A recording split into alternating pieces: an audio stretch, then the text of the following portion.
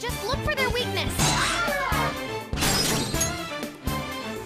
It's my turn.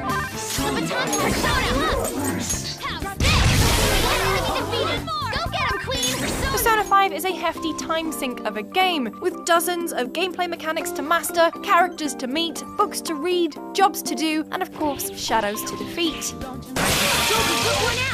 My first playthrough clocked in at over 80 hours, but in order to get that sweet, sweet platinum, I'm gonna need to hit that New Game Plus mode and hit it hard. For more Persona 5 goodness, make sure you like this video and subscribe to GameSpot's YouTube channel for all the latest, including my video review and Jean-Luc's awesome History of Persona video. If you're a fan of the franchise, you should definitely put time aside for that one. So while I'm trophy hunting and to help you on your playthrough, here are 9 things I wish I knew before I started playing Persona 5.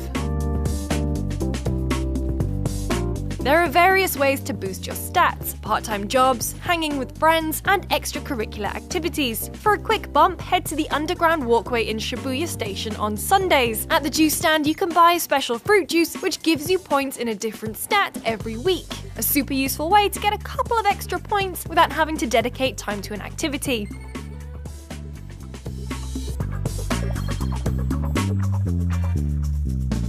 When you boot up the game, you'll be prompted to connect to the Thieves Guild. Do it! It's a super useful tool. It offers loads of helpful snippets. If you're wondering what level you should be to tackle a specific boss, or you just want to compare your actions against others, then with a press of the touchpad, you can see what other players are up to. But the best reason to connect? If you're stuck in class and you're stumped on a question, your pals at the Thieves Guild have your back.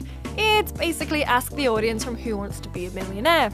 But please note this doesn't work during exam season, because cheating on exams is bad, okay? That's it.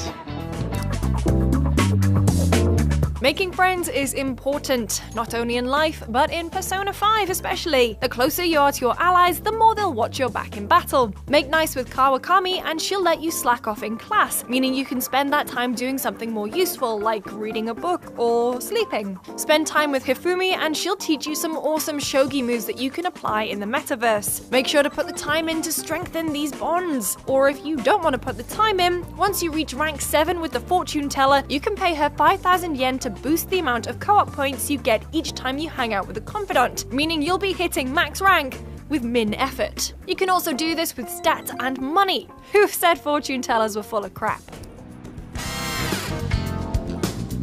Not really a tip as much as a reminder of the tutorial menu that pops up on the screen at the beginning of the game, but Persona 5 added auto recover. Game changer! No longer after fights are you trawling through menus to use Dia to heal everyone up. Just tap square as you're running around palaces and Bob's your uncle. Everyone's gonna be topped up and ready to party.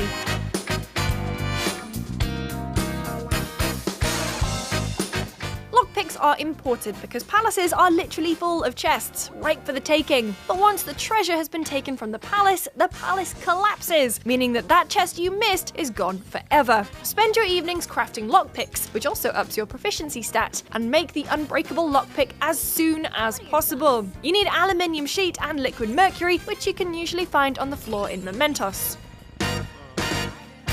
As in real life, reading books is a great way of improving your characteristics and learning about the city you live in. Head to the bookstore in Central Street and you'll be greeted with a selection of books and magazines to buy, and each of them will improve a different stat. There are also books dedicated to uncovering new places in the city that you can travel to when hanging out with friends. Once you've read about a new place, it'll be added to the map.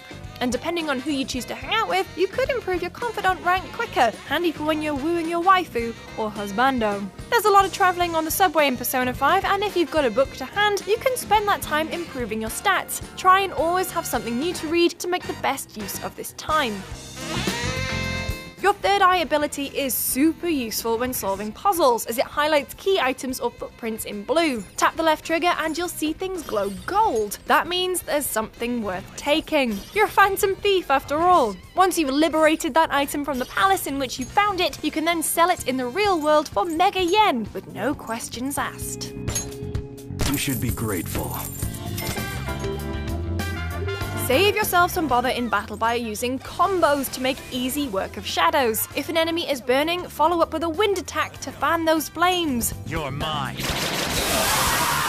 Or if they're burned, shocked, or frozen, follow up with a nuclear ability. If an enemy is asleep, they'll be using that time to replenish SP and use more abilities on you. Don't give them that opportunity. Give them a whack across the chops for a technical hit that deals more damage.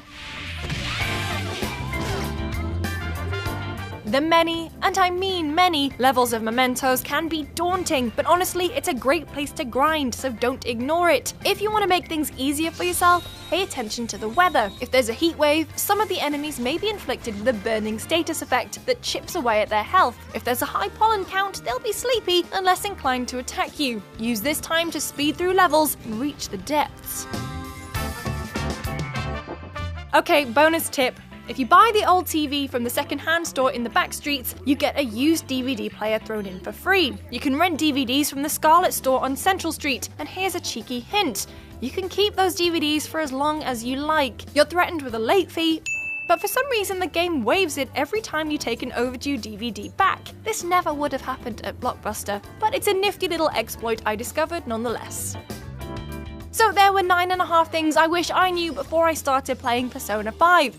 Any other tips? Check them in the comments below or come find me on Twitter. I'm at Lucy James Games. For more on Persona 5, make sure to like this video and subscribe to GameSpot.